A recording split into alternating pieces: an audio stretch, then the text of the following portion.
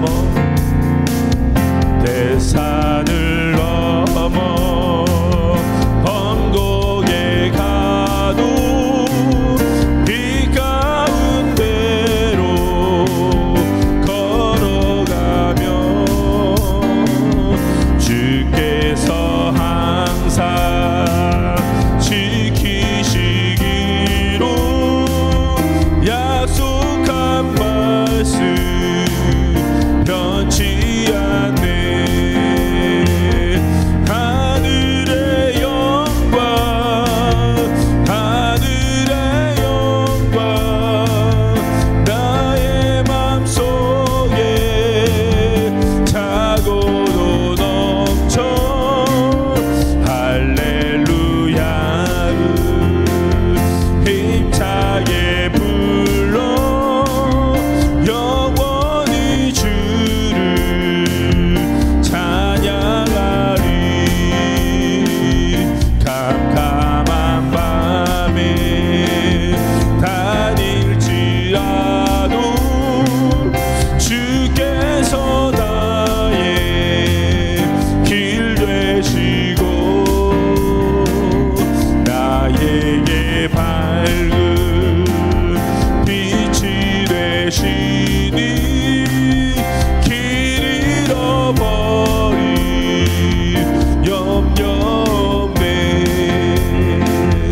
하늘의 영광 하늘의 영광 나의 맘속에 차고도 넘쳐 할렐루야를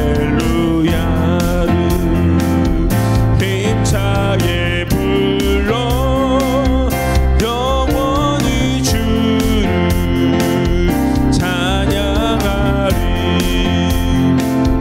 광명한 금이 마음에 닫아 명랑한 천국 바라보고 할렐루야를 힘차게 불러 날마다 빛에 걸어가리.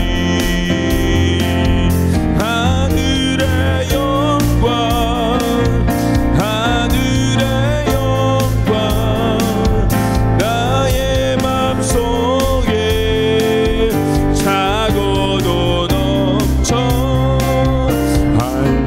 할렐루야를 힘차게 불러 영원히 주를 찬양.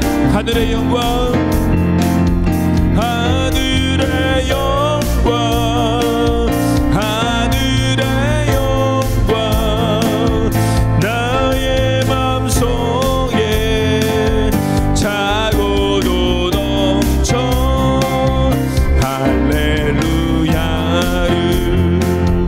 힘차게 불러 영원히 주를 찬양하리. 아멘.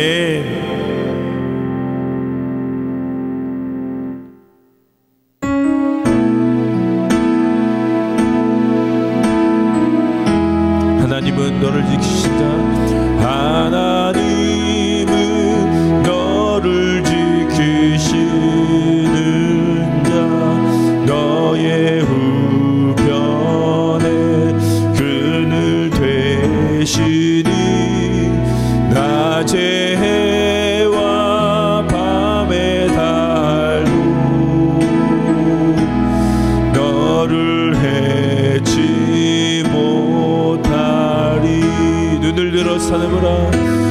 눈을 들어 산을 보아라. 너의 도움 어디서 오나. 천지 지으신 너를 만드신 여호와께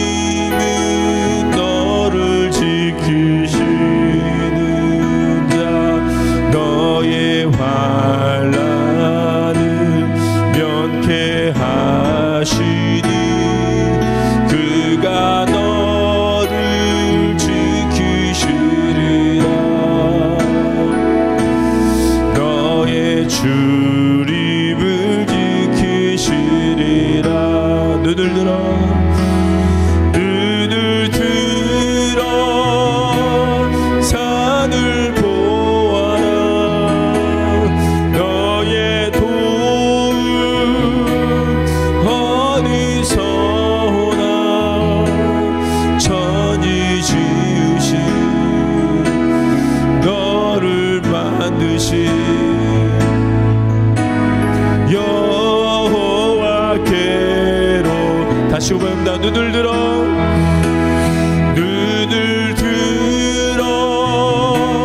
산을 보아라. 너의 도움 어디서 오나. 천지 지으신 너를 만드신 여호와께. 다시 우리 고백합니다. 눈을 들어 산을 보라. 눈을 들어 산을 보아라. 너의 도움 어디서 오나. 천지 지으신 너를 만드신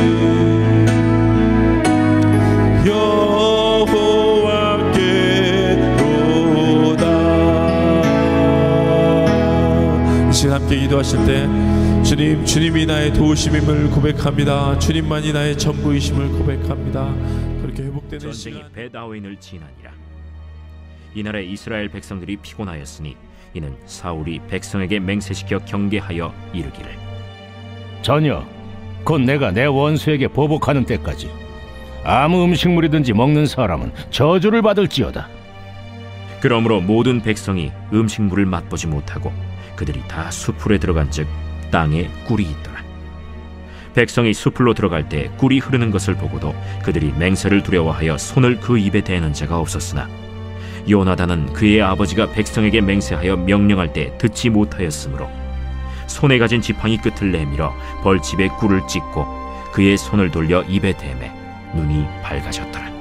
그때 백성 중 한 사람이 말하여 이르되 당신의 부친이 백성에게 맹세하여 엄히 말씀하시기를 오늘 음식물을 먹는 사람은 저주를 받을지어다 하셨나이다. 그러므로 백성이 피곤하였나이다. 요나단이 이르되 내 아버지께서 이 땅을 곤란하게 하셨도다. 보라, 내가 이 꿀 조금을 맛보고도 내 눈이 이렇게 밝아졌거든.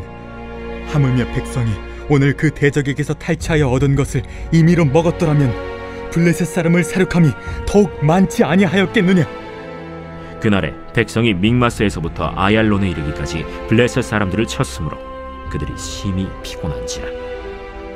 백성이 이에 탈취한 물건에 달려가서 양과 소와 송아지들을 끌어다가 그것을 땅에서 잡아 핏째 먹었더니 무리가 사울에게 전하여 이르되 보소서, 백성이 고기를 빚제 먹어 여호와께 범죄하였나이다. 너희가 믿음 없이 행하였도다. 이제 큰 돌을 내게로 굴려오라. 너희는 백성 중에 흩어져 다니며 그들에게 이르기를 사람은 각기 소와 양을 이리로 끌어다가 여기서 잡아먹되 핏째로 먹어 여호와께 범죄하지 말라 하라. 하매 그 밤에 모든 백성이 각각 자기의 소를 끌어다가 거기서 잡으니라. 사울이 여호와를 위하여 제단을 쌓았으니 이는 그가 여호와를 위하여 처음 쌓은 제단이었더라. 우리가 밤에 블레셋 사람 할렐루야, 할렐루야. 오늘 사무엘상 14장 24절에서 35절까지의 말씀을 중심으로 잘됨이 복이 되는 삶이란, 잘됨이 복이 되는 삶이란 이란 제목으로 함께 말씀을 묵상해 보겠습니다.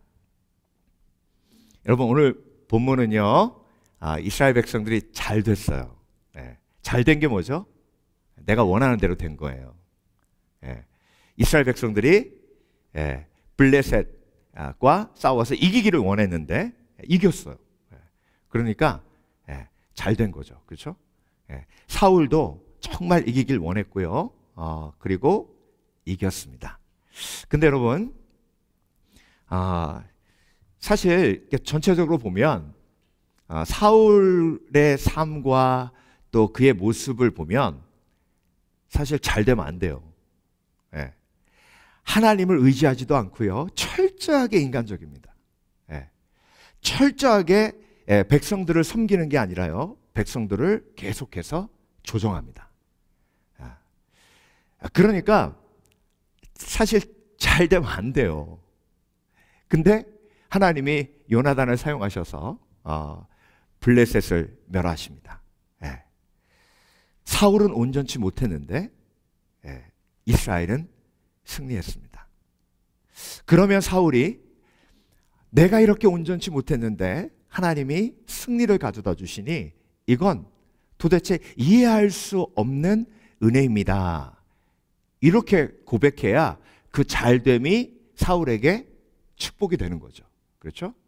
그런데 사울의 모습을 보면 그 잘됨이 자기로부터 나왔다고 모든 것을 만들어가기 위해서 너무 노력합니다. 여러분 오늘 본문을 보면서 본문을 이해하기 위해서 던져야 될 중요한 질문이 뭐냐면 사울이 왜 금식을 선포했냐는 거예요. 지금 이스라엘은 이미 블레셋을 향해서 승리했고요. 이미 전쟁은 사실 끝난 거나 마찬가지입니다. 그런데 사울이 금식을 선포하는 거예요. 오늘 저녁까지 아무도 먹지 말라는 겁니다. 오늘 보면 이스라엘 백성들이 피곤하였더라 많이 나오죠. 왜냐하면 열심히 싸웠기 때문에 피곤한 거예요. 이제 이겼으니까 음식을 먹어야죠. 승리를 누려야죠. 그런데 거기서 갑자기 사울이 뜬금없이 금식을 선포하는 거예요. 그러니까 여러분 사울은요 이 속에 의도가 들어가 있는 거예요. 자, 요나단이 적진으로 간 걸 사울도 몰랐어요. 그래서 인원 점검을 해보라 그랬어요. 그랬더니 요나단과 무기 맡은 자가 없어진 걸 알았습니다. 그러니까 여러분 내가 요나단을 보내서 요나단이 그렇게 해서 승리했다 이렇게 할 수도 없는 거예요. 그렇죠? 자, 그렇다면 이 모든 승리의 원인이 요나단에게 있는 게 아니라 나에게 있다는 걸 백성들에게 각인시키기 위해서 금식이라도 선포하는 거예요. 그래서 내가 금식을 선포했더니 하나님이 응답하셔서 승리했다. 그래서 여러분 오늘 본문을 보세요. 사울이 금식을 선포한 이유가 뭐냐면 내 원수들을 다 죽이기 전까지, 그 얘기는 뭐냐면 내 원수들을 지금까지 내가 죽였고 앞으로도 다 죽여야 되니까 금식을 선포한다 이거예요. 내가 했다는 겁니다. 그러니까 여러분 이런 꼼수를 가지고 하나님 앞에 나아가는 사울에게 하나님이 승리를 주셨어요.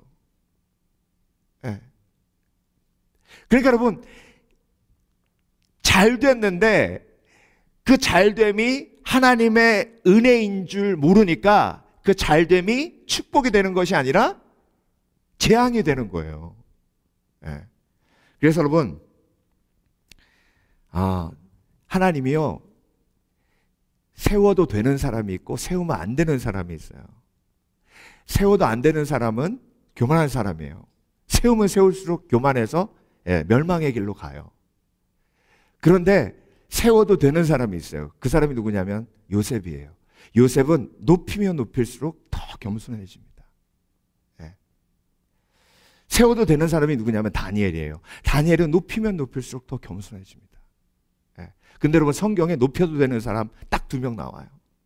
제가 아무리 생각해봐도 높여도 되는 사람이 별로 없어요. 다윗도 올라가서 추락하잖아요.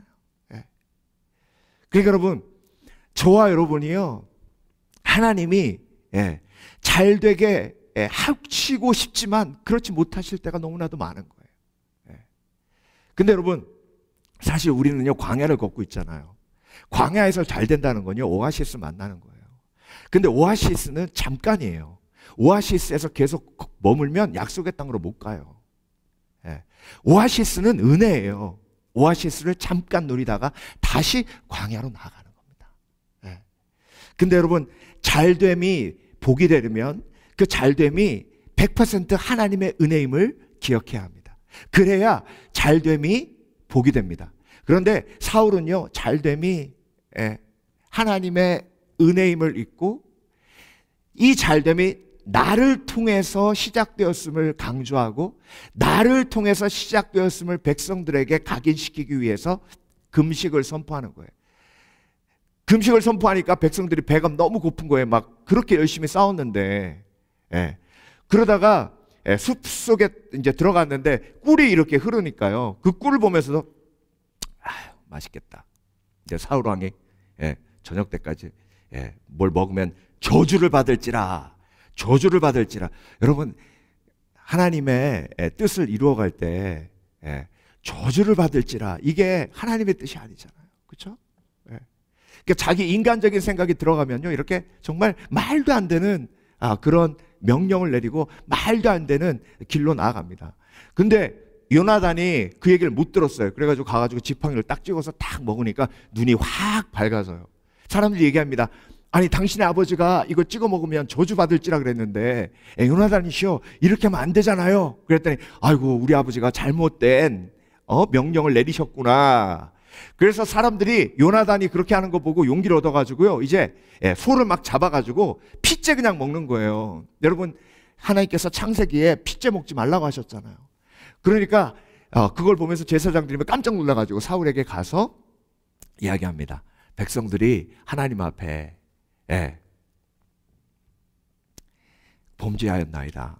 소를 핏째 먹나이다. 그랬더니 사울이 그놈들을 당장 데려오너라, 이렇게 안 했어요. 사울은요, 정말 머리 회전이 빠른 사람입니다. 얼마나 머리 회전이 빠르냐면요, 다윗을 전장에 내보내잖아요. 여러분, 다윗이 전장으로 나가는 건요, 사울에겐 전혀 손해나는 일이 아닙니다. 왜? 다윗이 전장에 나가서 골리앗을 이기면 좋고, 골리앗을 못 이기고 골리앗이 다윗을 죽이면요, 이스라엘 백성들이 우리 소년을 죽여, 이 나쁜 놈들, 그러면서 다 일어나가지고 사기가 확 올라올 걸 알고 있었어요. 그러니까 사울은요, 다윗을 내보내는 겁니다. 얼마나 지략이 뛰어난 사람인지 몰라요, 인간적으로. 자, 사람들이 핏째 먹으니까 사울이 그래? 돌을 굴려와라. 돌을 마치 제단 삼아가지고 그 위에 소를 잡아가지고 마음껏 니네들이 먹어라, 그럽니다. 은혜죠, 은혜. 그렇죠? 은혜. 왕이 백성들에게 은혜를 베푸는 거예요. 여러분, 은혜는요, 사람이 주는 거 아닙니다. 하나님이 주시는 거예요. 이렇게 자신에게 모든 초점이 맞추어지도록 함에도 불구하고 하나님이 사울에게 승리를 주신 거예요. 왜 그러셨을까요? 왜? 로마서 2장 4절 말씀을 꼭 잊지 말아야 합니다. 혹 내가 하나님이 인자하심이 너를 인도하여 회개하게 하심을 알지 못하여 그의 인자하심과 용납하심과 길이 참으심이 풍성함을 멸시하느냐. 이 말이 무슨 말씀이냐면요, 로마서 2장 말씀이에요. 유대 그리스도인들이 이방 헬라 그리스도인들을 멸시하는 거예요. 저것들은 이방인인데 율법도 안 지킨다고. 그랬더니 하나님이 유대 그리스도인들에게 이렇게 말씀하시는 겁니다. 너희에게 내가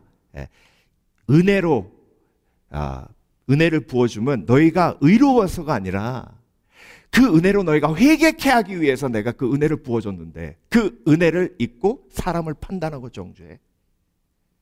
그 안타까움을 담아 사도 바울이 로마서 2장을 쓴 거예요. 혹 내가 하나님의 인자하심이, 하나님의 은혜죠.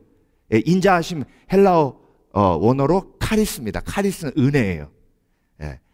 받을 자격이 없는 자에게 주시는 하나님의 선물.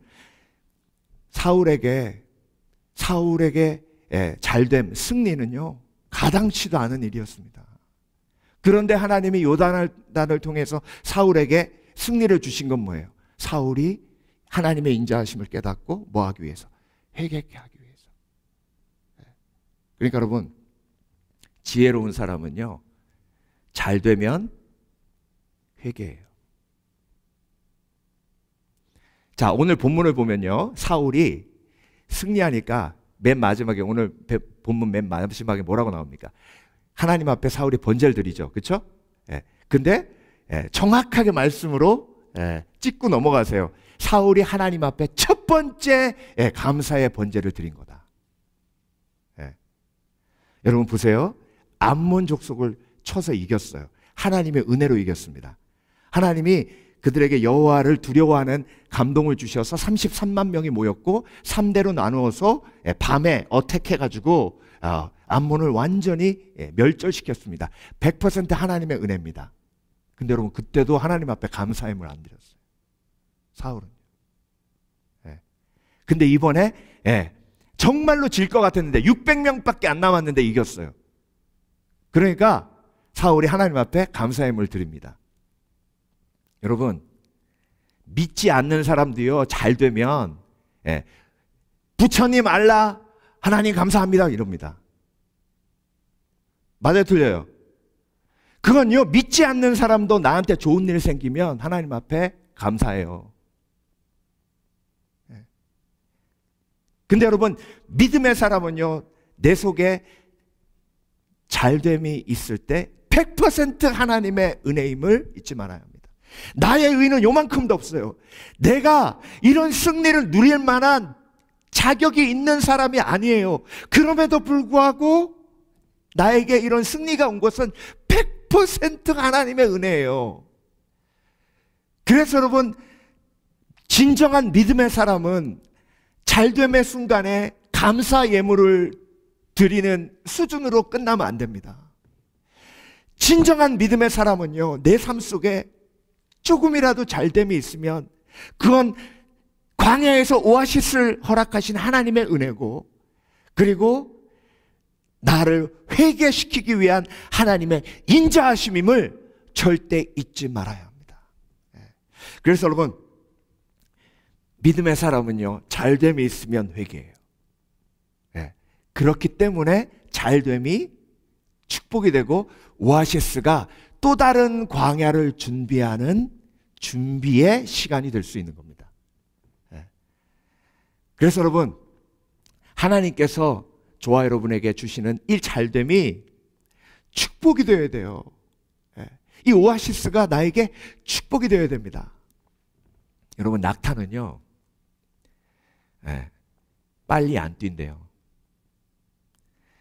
여러분, 낙타가 빨리 못 뛰어서 빨리 안 뛰는 게 아니에요. 낙타가 달리면요, 말처럼 빨리 뛴답니다. 시속 20km로 달린대요. 그런데 낙타는 절대로 오버페이스 하지 않는데요. 왜? 사막을 가니까 계속. 그래서 그 속도를 계속 유지하는 거예요. 여러분, 그리스도인은요, 광야를 가는 사람입니다. 그래서 오아시스 만나고 막 날뛰는 거 아니에요. 그게 날뛰는 거예요. 섰다 하면 넘어질까 두려워하라 하셨잖아요. 근데 여러분, 좀만 잘 되면 막 내가 기도했더니 막 내가 섬겼더니 막 아니에요. 권불 10년이란 말이 있잖아요. 어떤 권력도 10년 이상 가지 못한다. 부불 3대라는 말도 있어요. 어떤 부도 3대 이상 가지 않는다. 한 대가 30년이거든요. 근데 여러분, 학자들이 연구해 봤어요.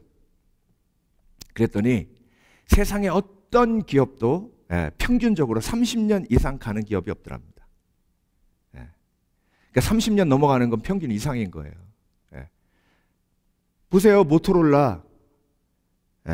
모토로라라는 기업 거의 지금 없어져 가요. 그러니까 여러분, 인간은요, 잘 되면 막 교만해져 가지고 패망의 길로 갈 수밖에 없습니다.